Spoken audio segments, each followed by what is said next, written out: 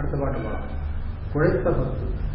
குழைத்தல், குழைதல் என்பதற்கு நெகுதல் அப்படின்னு அர்த்தம். உருகுதல், நெக்குருகுதல் அப்படின்னு சொல்றோம்ல, மனம் குழைந்து பேசணும் அப்படின்னு சொல்றோம்ல, அந்த மாதிரி பெருமானை அன்பினாலே துதிக்கிறோம். அதனாலே அவனுடைய மனம் குழைகிறது. அப்படி துதிப்பதனால் நம்முடைய மனமும் குழைகிறது. அந்த பகுதியை, அந்த அனுபவத்தை இந்த பகுதி சொல்லுகிறது. ஆகினாலே இதற்கு குழைத்த பத்து அப்படின்னு பேர். இறைவனுடைய உள்ளத்தை குழைவித்த பாடல்கள் அப்படின்னு சொல்லி இதுக்கு மற்றவங்க விளக்கம் எழுதிக்கிறார். குழைத்தால் பண்டை கொடுவினை நோய் காவாய் உடையாய் கொடுவினையேன் உழைத்தால் உறுதி உண்டோதான் உமையாள் கனவா இணையாழ்வாய் பிழைத்தால் கொடுக்க வேண்டாவோ பெருகே சடையாய் முறையோ என்று அழைத்தால் அருளாது ஒழிவதே அம்மானே உண்டு. பெருகே சடையாய் முறையோ என்று அழைத்தால், முறையிட்டு ஓரமிட்டு அழைத்து, அப்படி அழைத்தால் நீ வந்து அருள் செய்ய வேண்டும். அப்படி அருள் செய்யாது போகலாமா அப்படின்னு சொல்ல, அழைத்தால் அருளாது ஒழிவதே, நான் செய்தது பிழை, இதை நீ பொறுத்துக்கொள், பிழைத்தால் கொடுக்க வேண்டாமோ அப்படின்னு சொல்லி பெருமாளுக்கு இப்படிலாம் முறையிடணுங்க. அதனால பயன் கிடைக்கும். அது உழைத்தால் உறுதி உண்டு. உழைத்தலுக்கு முயல்தல் அப்படின்னு அர்த்தம். உழைப்பு என்று சொல்லுக்கே முயற்சி அப்படின்னு அர்த்தம். உழவுங்கிறது இருக்குல்ல, உழவு என்பது ஒரு தொழிற்பெயர் சொல்லுங்க. உழ என்பது பகுதி, ஊ என்பது விகுதி. ஊ என்பது தொழிற்பெயர் விகுதி. அதை வேற மாற்றம் உழைத்தல் அப்படின்னு வரும். உழைத்தல்னா தல் தொழிற்பெயர் விகுதி, உழவு ஊ தொழிற்பெயர் விகுதி. அதுல பகுதி உழ என்பது. உழ என்பதற்கு என்ன அர்த்தம் கேட்டா முயலுதல் அர்த்தம், வருந்துதல் அப்படின்னு அர்த்தம். அது திருக்குறள் அது இருக்குது. உழந்தும் உழவே தலை. உழ என்ற பகுதியிலிருந்து ஒரு வினைச்சொல் உருவாக்கியிருக்கிறார். உழந்தான், உழந்து, உழந்தும், சுழன்றும் ஏற்பின்னது உலகம். அதனால் உழந்தும் உழவே தலை. திருக்குறள் காலத்திலேயே தொழில் செய்யறவங்க சிரமப்படாம தொழில் செய்யணுங்கிற சில வித்தியாசம் நினைச்சிருப்பாங்க போட்டுருக்கு. ஆனா அவனை போய் நீ ஏன்னா விவசாயம் பண்ணக்கூடாதுன்னா, ஐயோ அது ரொம்ப சிரமப்படணுமே, அதையா செய்வாங்க அப்படின்னா, சிரமப்பட்டாலும் அதுதாயா தலையான தொழில். நீ சிரமம் இல்லாம சும்மா டேபிள் உட்காந்து பண்ற தொழிலாம் நல்ல தொழில் இல்லை அப்படின்னு சொல்ற மாதிரி அந்த தொடர். உழந்தும், உழந்தும்னா மிகவும் வருந்தி பாடுபட்டும் அது சிறந்த தொழில். மற்றெல்லாம் வருத்தம் இல்லாம பணம் வருத்த நினைப்பீங்க, அது சிறந்த தொழில் இல்லை அப்படிங்கிற மாதிரி சுழந்தும் ஏற்பின்னது உலகம். இந்த உழந்துங்கிற சொல்லுக்காக சொல்லிக்காட்டுங்க. உழந்தும் உழவே தலை. அதான் உழவு என்ற சொல்லுக்கு அதுல தான் அந்த உழைப்பின் வாரா உறுதிகள் உழவு. உழவு, உழைத்தல், உழைப்பு, அது வேணும். உழைப்பின் வாரா, அது பட்டினத்தார் பாட்டு. உழைத்தால் உறுதி உண்டோ உமையாள் கனவா, உண்டோ நிச்சயமா உண்டு அப்படிங்கிற கருத்து. உமையாள் கனவா எமையாள் அடியேன் நல்லது எல்லாம் முன் அகல ஆண்டாய் என்றிருந்தேன். எங்க முன் என்பது திருப்பெருந்துறை ஆண்ட காலத்துல. சரி, பெருமான் குருவடியில வந்துட்டார், உபதேசம் பண்ணிட்டார், எல்லாத்துக்கும் போயிட்டுன்னு நான் நினைச்சிட்டு இருந்தேன். ஆனா பெருமான் போயிட்டார், அவர் கூட வந்தவங்க போயிட்டாங்க, இவர் மட்டும் போகிறவர்கள் இருக்கிறாரு. பிராரத்தம் காரணமாக அது வந்து தாக்குகிறது. அப்ப நான் துன்பமெல்லாம் போயிட்டு நினைச்சிருந்தேன், இன்னும் இருக்கும் போல் இருக்குது அப்படின்னு நினைக்கிறார். அடியேன் அல்லதெல்லாம் முன் அகல ஆண்டாய் என்றிருந்தேன் கொடியேறிடையாள் கூடா என் கோவே ஆஹா என்றருளி செடி சேர் உடலை சிதையாதது எத்துக்கு. கேட்கிறார், ஆட்கொண்டாய், எல்லாரும் கூட போயிட்டாங்க, நீயும் போயிட்ட, என்ன மட்டும் ஏன் இங்க நிறுத்தின? உடம்பையும் நீக்கி விடு. நீக்கி இருக்கணும் அன்னைக்கே. செடி சேர், இது இந்த இடத்த செடி என்பது குற்றம் அர்த்தம், அந்த இடத்த செடி என்பது செறிவுன்னு அர்த்தம் வச்சுக்கணும். செடி சேர் உடலை சிதையாதது எத்துக்கு என்பது சொல்லுறோம். பெருமானுடைய திருவருளை பெற்றவர்கள் எல்லாம் அப்பொழுதே உடம்பும் நீங்க வேண்டும் என்றுதான் வேண்டிக் கொள்வார். வேறு புராணத்துல காலவ முனிவர் அதான் கேட்டார் கடைசியில. அப்ப என்ன சொன்னாரு, உனக்கு உடம்பு இப்ப நீங்காது, பின்னால் அவங்க நடன தரிசனம் காணும், நடன தரிசனம் கண்ட பிறகு அப்பொழுது நான் உடம்பு நீக்கிட்டேன்னு சொல்லி அப்புறமும் ஞாபகமாக வச்சிருந்து காலவ முனிவர் அன்னைக்கே சொன்னீங்க சாமி, இன்னைக்கே இந்த உடம்பு நீங்க ஓடணும். அப்ப அவர் திருவள்ளுவர் நோக்கம் செய்தார், உடம்பு நீங்கி அவர் திருவடியில கலந்தார் அப்படின்னு சொல்லி இந்த புராணம் போகும். இதை யாருமே ஞானம் பெற்றா அப்பவே உடம்பு நீங்க வேண்டும் அப்படின்னு தான் விரும்புவாங்க. அது ஒரு சின்ன விசேஷம் இருக்கு. அந்த விசேஷம் என்னன்னு கேட்டா, ஞானம் பெற்றாலும் கூட பெருமான் இந்த உடம்போடு இருந்து இந்த பணியை நீ செய்யறது கட்டளையிட்டால் உடம்பு நீங்க வேண்டும் என்று கேட்கக்கூடாது. எனவே உபதேசம் பெற்ற உடனே உடம்பு நீங்கினாலும் முக்தி என்பது இல்லை.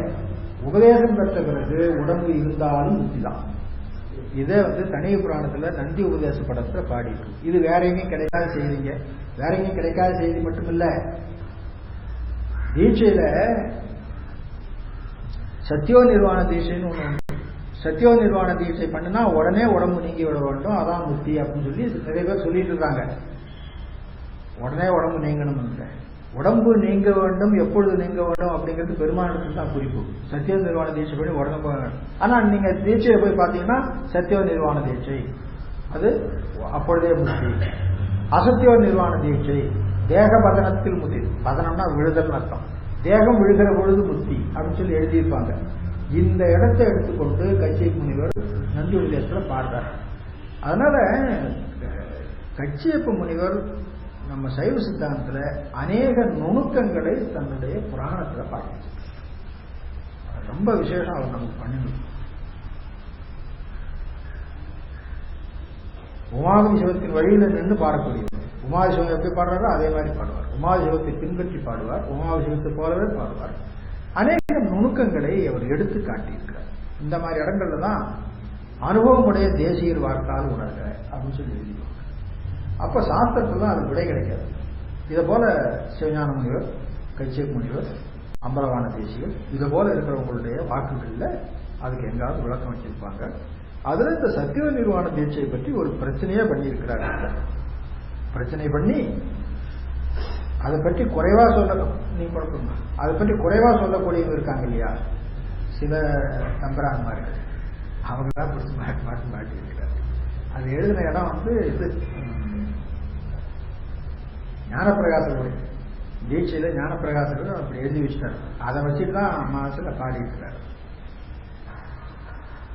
ரொம்ப ரொம்ப அருமையான புராணங்க.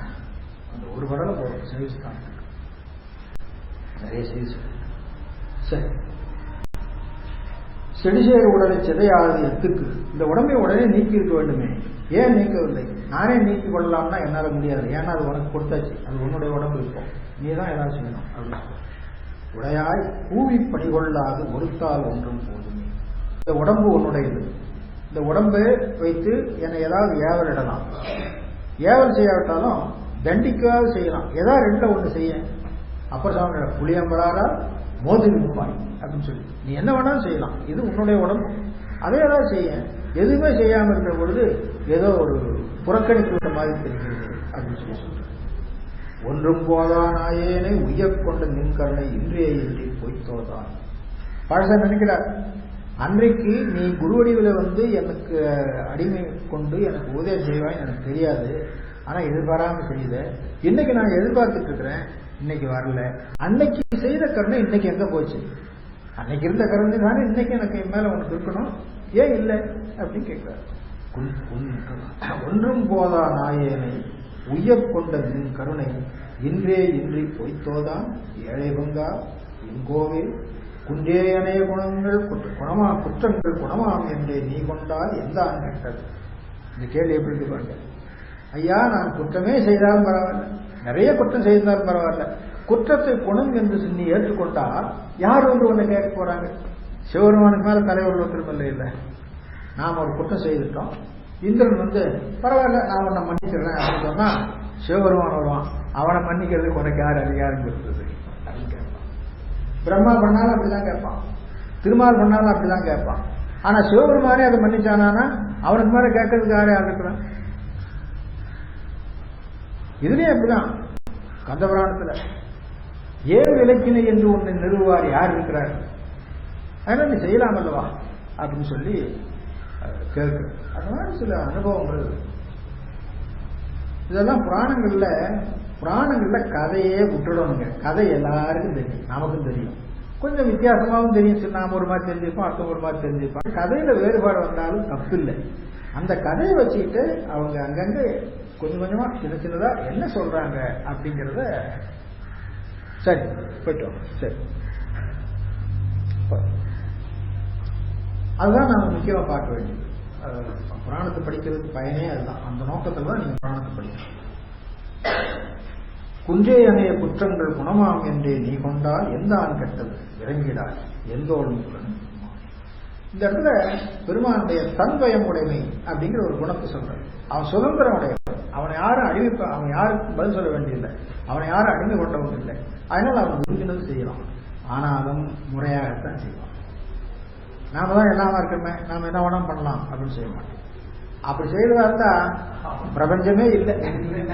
நேரா ஆணவ மரத்துல அப்படியே தூக்கி திருவள்ளியில் வச்சிருவான், ஆணவ மரம் போ அப்படின்னு சொல்லி விட்டுருவான். அப்படி செய்ய மாட்டோம். முறைப்படியே படிப்படியே என்ன செய்யணுமோ அப்படி செய்து கொண்டு வந்துட்டான் ஆன்மாவுக்கு திருவள்ளுவர் செய்யும். மானேர் நோக்கி மணவாளா மண்ணே நின் சீர் மரப்பித்து இவ்வூனிய புகை எந்தனை நோக்கி உழல பண்ணு விட்டார். இது பழைய ஞாபகங்க, இப்ப இல்ல. அது நான் காலையில படிச்சோமே இருவினை ஒப்பு. இருவினை ஒப்புக்கு இந்த இடத்துல சந்தர்ப்பமே இல்லை. ஏனென்றால் இவர் அதெல்லாம் கடந்து ஞானோபதேசம் பெற்று ஞான நெறியில நிற்கிறார் இருக்கிறார். இந்த இடத்துல இருவினை ஒப்பு பாட வேண்டியதில்லை அப்படின்னு சொல்லி அன்னையார் எழுதினார் நான் சொன்னேன். ஆனா மாணிக்கவாசகர் சில சமயத்துல இந்த பழைய நிலையை நினைச்சு ஆண்டவனே எனக்கு நீ இப்படி செய்து விட்டாயே அப்படின்னு சொல்லி கேட்கிறார். அப்படி கேட்டதுல ஒரு பகுதி இது. இந்த பகுதி பாருங்க என்ன. மானேர் நோக்கி உமையால் மானேர் நோக்கி மணவாளா. மான் போன்ற நோக்கம். நேர் என்பது ஓம உருவா வந்துருக்கு. அதை ஏர்னு பிரிச்சு அழகுன்னு கூட அர்த்தம் பண்ணிக்கலாம், தப்பொன்னு இல்லை. மான்னேர் நோக்கி மணவாளா மண்ணே. இது வரல வெளியே. இதுக்கு பிறகு இருக்கிறதா நாம் கவனிக்கணும். நின் சீர் மரப்பித்து இவ்வூனைய புகை எந்தனை நோக்கி உழல பண்ணுவித்தார். இது கேவலத்திலிருந்து சகலத்துக்கு கொண்டு வந்த நிலைமை சொல்லுகிறோம். நின் சீர் மரப்பித்து. தொடக்கத்திலேயே ஆன்மா இறைவனுடைய பெருமையை அறியும்படியா இருந்த அந்த பிரச்சனையே இல்லை. இல்லை இப்ப மரப்பித்து மறக்க வச்சது யாரு? அவன் தான். ஏன் மறக்க வச்சான்? ஆணவ மரத்தின் வலிமை கட வேண்டும். ஆணவ மரத்தின் வலிமை கட வேண்டும்னா பிறந்து இறந்து உடல வேண்டும். பிறந்து இறந்து உடல்ற வரையும் அதிலே தான் புத்தி செல்லணும், இதுல செல்லக்கூடாது. அந்த மறைப்பு தான் திரோதானம் செய்கிறது. நின் சீர் மரப்பித்து. மரப்பித்து என்ன பண்ணான்? ஊனைய புகை எந்தனை நோக்கி தள்ளி விட்டான். பிறப்பிலே புகுமாறு. ஊன்னா உடம்புன்னு அர்த்தம், பிறப்புன்னு அர்த்தம் பண்ணு. ஊனைய புகை எந்தனை நோக்கி. ஒரு தரம் தள்ளி விட்டே பத்தாதாப்பா? அதாமா உழவுதம் என்ன அர்த்தம்? சாகிறது, கறக்கிறது, சாகிறது, இப்படியே கிடக்கிறது. உழல பண்ணு விட்டாய். ஆனால் அப்படி செய்வாயானால் அடியே அறியாமை அறிந்து நீயே அருள் செய்து போனே கூவி கொள்ளும் நாள் என்றென்று உன்னை கூறும். அப்படியானா உன்னுடைய அருளை பெருநாள் எது எனக்கு தெரியாது, உனக்குதான் தெரியும். ஆனா அந்த அருளை பெறுவது என்றோ என்றோ என்றோ என்று நான் உன்னை புகழ்ந்து சொல்லிக் கொண்டிருப்பேன். கூறும் நாவே முதலாக கூறும் கரணம் எல்லாம் நீ. நம்முடைய கரணம் நாம் நினைச்சிட்டு இருக்கிறோம், ஆனா நம்முடைய கரணம் இல்லை, அது அவனுடைய கரணம். அவனுடைய கரணம்னா அவன்கிட்ட இருக்கணும், அது நம்ம கிட்ட இருக்கிறது நம்ம கரணம்னு தானே சொல்லணும். அப்படின்னா நம்முடைய உடம்பு அவன் கலந்து நின்று நம்மையும் உடம்பையும் சேர்த்து இயக்கி கொண்டிருக்கிறான். அவன் சொல்ற வழியில தான் இந்த உடம்பு இயங்கி கொண்டிருக்குமோ தவிர, இந்த கரணம் இயங்கி கொண்டிருக்குமோ தவிர நாம சொல்ற வழியில இயங்க. அப்படிதான் சாஸ்திரத்துல பாடி இருக்கு. சிவஞான பகவத்தில் அப்படி பாட்டு. நாம் அல்ல இந்திரியம், நம் வழியும் அல்ல, வழி நாம் அல்ல, நாமும் அறனுடைமை. இந்திரியம் நம்முடையதல்ல, இது அறனுடையது. அவன் எப்படி இயக்குகிறானோ அப்படிதான் அவன் வழியில தான் இயங்குவோ தவிர நம் வழியில இயங்காது. அப்ப இதை நம் வழியில இயங்க வைக்கணும்னா என்ன பண்ணணும்? இதையும் அவனுக்கு உரிமையாக்கி நாம அவனுக்கு அடிமையாக்கிட்டா பிரச்சனை இல்லை. அதான் சொல்ற, நாம் அல்ல இந்திரியம், நம் வழியின் அல்ல, வழி நாம் அல்ல, நாமும் அறனுடைமை ஆம் எண்ணில் எத்தனில் நின்றார்க்கு இறைபணியார்க்கு இல்லை வினை. எந்த பிறப்பு எடுத்தாலும் சரி, எந்த உடம்புல எடுத்தாலும் சரி, அந்த ஆன்மாவுடைய உணர்வு இறைவனுடைய திருவருள் நெறியிலே நிற்பதாக இருக்க வேண்டும். அப்படி இருந்தா அவங்களுக்கு பிறப்பு. எத்தனில் நின்றார்க்கும் இறைபணியார்க்கு இல்லை வினை. இறைபணி, இறைபணி நிற்றல் 12ஆம் சூத்திரம். இறைபணி நிற்றலாவது அவன் அருளால் அல்லது ஒன்றனையும் செய்யாதிருத்தல் அப்படின்னு அர்த்தம் பண்ணணும்.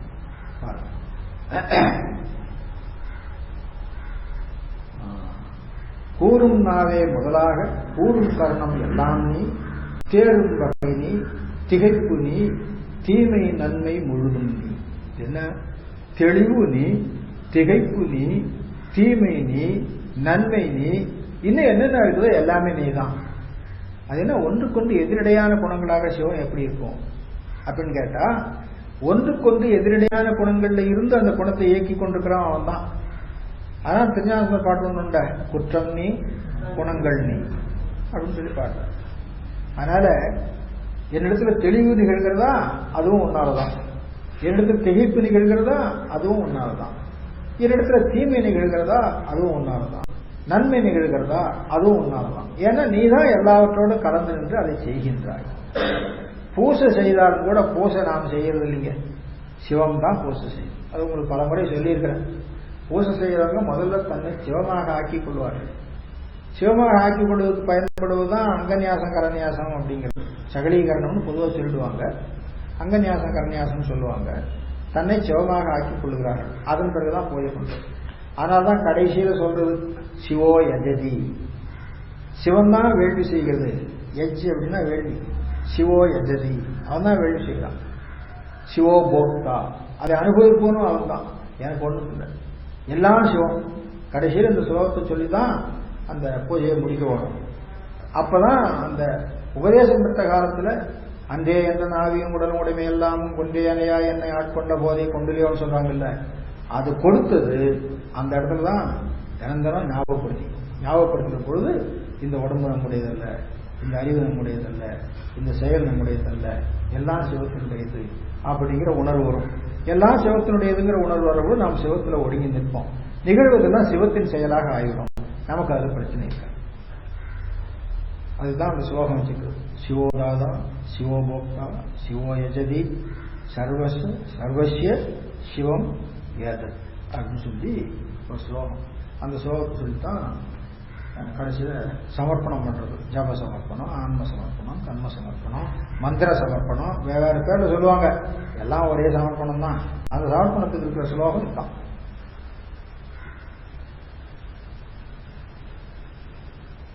வேறொரு பரிசீலி ஒன்றில்லை மெய்மை உன்னை விரித்துரைக்கின், உன்னுடைய நிலைமையை விரித்துரைத்தால் இதுதான் உண்மை, வேறொரு தன்மை இல்லை உனக்கு அப்படின்னு சொல்ற. தேடும் வகையின் சிவலோகம், தேடும் வகையின் இப்படி ஒன்றுக்கொண்டு எதிரெதிராக இருக்கிற உன்னை நான் தெளிந்தறிவது எவ்வாறு?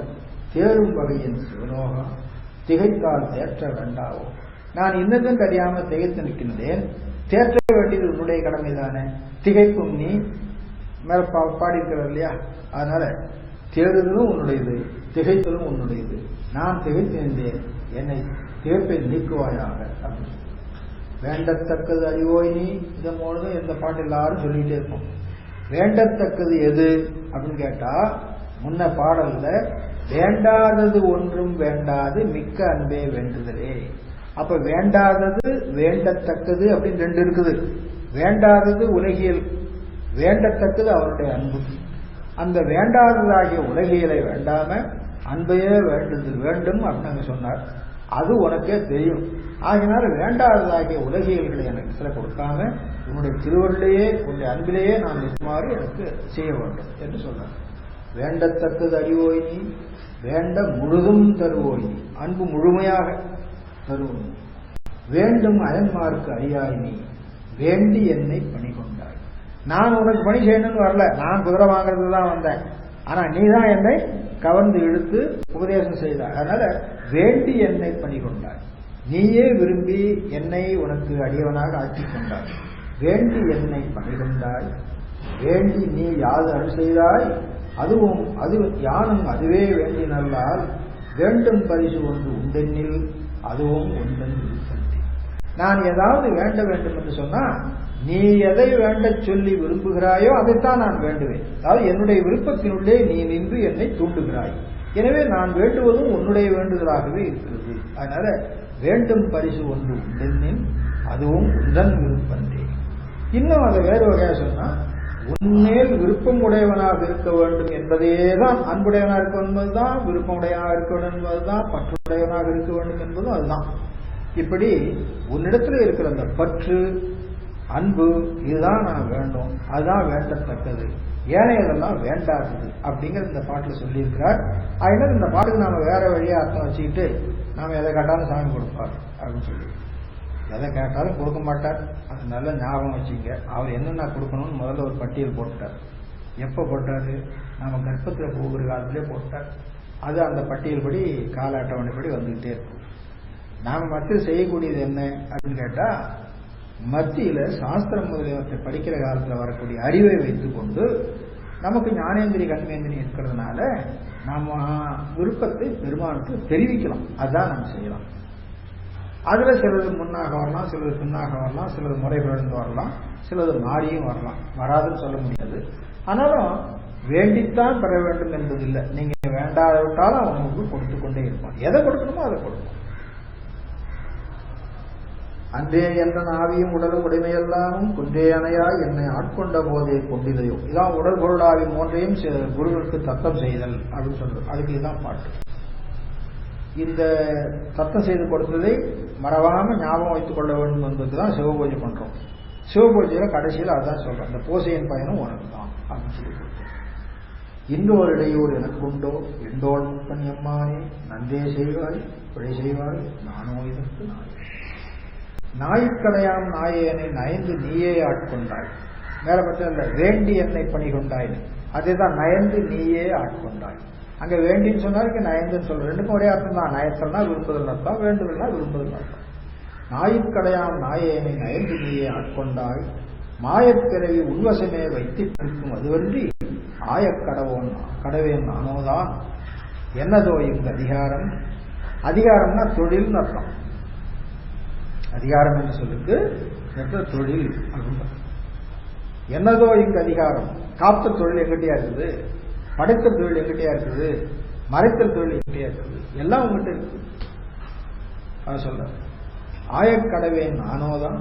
அதை பற்றி ஆராய்ச்சியா இது ஏன் எனக்கு வந்தது, இது ஏன் எனக்கு வரல, ஆராய்ச்சி பண்ண வேண்டியதில்லை. பெருமான் அவன் எனக்கு என்னென்ன கொடுக்கணும் தெரிஞ்சு வச்சிருக்கிறான். அதை முதலியே எனக்கு நியமித்து வைத்திருக்கிறான். அதுதான் நீதி தத்துவம்னு பேர். அந்த நீதியின்படி எல்லாம் வந்து கொண்டிருக்கிறது. எனவே நாம் அதை பற்றி ஆராய வேண்டியதில்லை. ஆயக்கடவுளின் நானோதான். எனக்கு ஆராய்ச்சி செய்கின்ற உரிமை இல்லை. என்னதோ இங்கு அதிகாரம். எனக்கு ஏன் இந்த உடம்பு வந்தது அப்படின்னு நான் கேட்க முடியுமா? படைத்தல் தொழில் என் கையில இருந்தா நான் என்ன பண்ணுவேன்?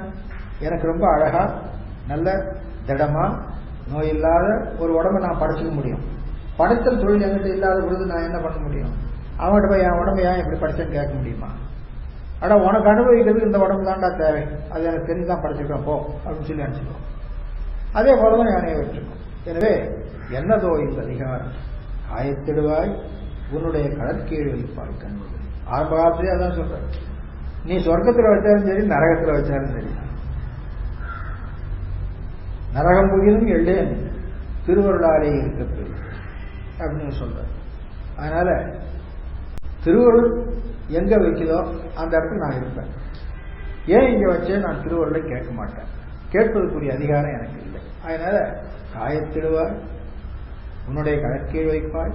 திருவடி இன்பம் கொடுத்தாலும் சரி, இன்னொரு உடம்பை கொடுத்தாலும் சரி. திருவடி இன்பம் கொடுத்தா நமக்கு பிறப்பு முடிஞ்சு போச்சுன்னு நினைச்சுக்குவேன்.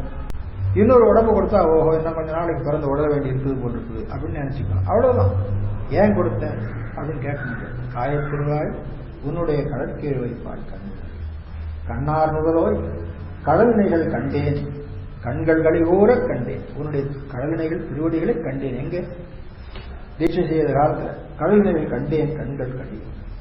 எண்ணாதி இரவும் பகலும் நான் அவையே என்னும் அதுவல்லால் மண்மேல் யாக்கை விடுமாறும் வந்தொன் கடற்கே புகுமாறும் அண்ணா என்ன கடவேனோ. மேல பாட்டுல சொன்னார் காயத்திடுவாய் உன்னுடைய கடற்கீழ் வைப்பாய். அதை பற்றி எனக்கு அக்கறை இல்லை. நான் அதை நினைக்க வேண்டிய அவசியமே இல்லை. எதை கொடுக்கணுமோ எப்ப கொடுக்கணுமோ அதை நீ அப்பொழுது கொடுப்பாய். அதை இங்க சொல்லியிருக்காங்க. இந்த உடம்பு எப்ப நீங்கும்? மண்மேல் யாக்கை விடுமாறு. உடம்பு நீங்கின உடனே திருவடியில போய் சேர்ந்துடணும் அப்படிங்கிறதும் நான் நினைக்க வேண்டியது இல்லை. உடம்பு எப்ப நீங்கணுங்கிறது உனக்கு தெரியும், எப்ப திருவடியில சேர்க்கணுங்கிறது உனக்கு தெரியும். அதுக்கு கொஞ்சம் முன்னதாகவோ பின்னதாகவோ நீ செய்ய மாட்டாய்ங்கிறதும் எனக்கு தெரியும். அதனால் நான் அதை பற்றி பேச வேண்டிய அவசியமே இல்லை. மண்மேல் யாக்கை விடுமாறும் வந்து உன் கடற்கே புகுமாறும் அண்ணா எண்ணக்கடவோதான் எண்ணக்கடவேன் நானோதான். அது கணக்கு போடுற. நான் அடிமை. எஜமானன் எப்படி வைக்கிறானோ அப்படி இருக்க வேண்டியது அடிமைக்கு அழகு. அடிமை போய் எஜமானிட்ட என்ன இப்படி வைக்கப்படாதா அப்படி ஏன் வச்ச அப்படின்னு கேட்டா, நம்ம வீட்டில் ஒரு வேலைக்காரர் வைக்கிறோம், வேலைக்காரருக்கு நம்ம ஒரு வேலை சொல்லணும். ஏன் இந்த வேலை இப்படி செய்ய சொல்றீங்க, அப்படி செய்தா என்ன அப்படின்னு கேட்டா, சரி தம்பி உனக்கு நமக்கு சரிப்படாது, நீ போயிட்டு வா, நான் நாளைக்கு வேற ஆளை பார்த்துக்கிறேன் அப்படின்னு தான் சொல்லுவோம். அப்ப என்ன சொல்லுவாங்க, நீ என்கிட்ட வேலை செய்யறவன், நான் உனக்கு சம்பளம் கொடுக்குறவன், நான் என்ன சொல்றேனோ அதை நீ செய்ய வேண்டியது, அது ஏன் இப்படி செய்யக்கூடாது, அப்படியே செய்யக்கூடாது அப்படிலாம் கேட்கறதுக்கு உனக்கு அதிகாரம் இல்லை. சாதாரண உலகிலே நாம் சொல்லுவோம்.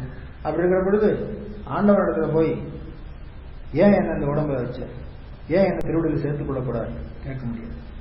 அப்படி கேட்டா அடிமை என்பதுக்கு அர்த்தம் இல்லாமல் போயிடும். அடிமை சால அழகுடை, நான் அடிமை, அந்த அடிமை அழகுடையதாக இருக்கணும்னா நீ எப்படி சொல்லி அப்படி இருக்கும், கேட்டா அது அழகற்ற அடிமையாக போயிடும்.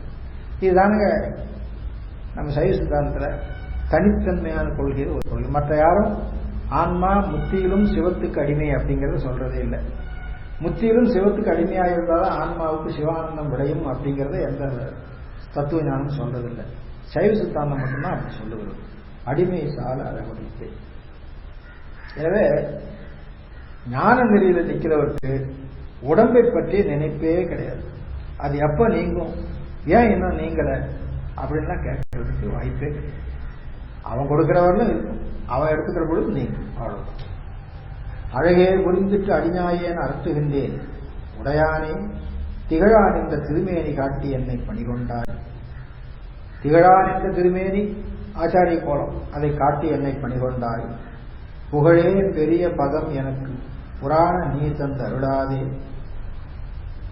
புராண சிவபெருமானுக்கு மிகப்பழையவன் அர்த்தம். புராண புகழும் பெரிய பதமும் எனக்கு தந்து அருளாமல் உலகா கோலமறையோனே கோனே என்னை குழைத்தாய். கடைசியில் இருக்கிற குழைத்தாய் என்பது முதல்ல எல்லாம் குழைத்த அப்படிங்கிறதுக்கு மன இளகிய, மனத்தை இழகச் செய்த அப்படின்னு. என்னை குழைத்தாயே, கடைசியில் என்னை வருந்துமாறு விட்டு விட்டாயே. இங்கு குழைதல் என்பதுக்கு வருந்துதல் அப்படின்னு. கோனே என்னை குழைத்தாய்.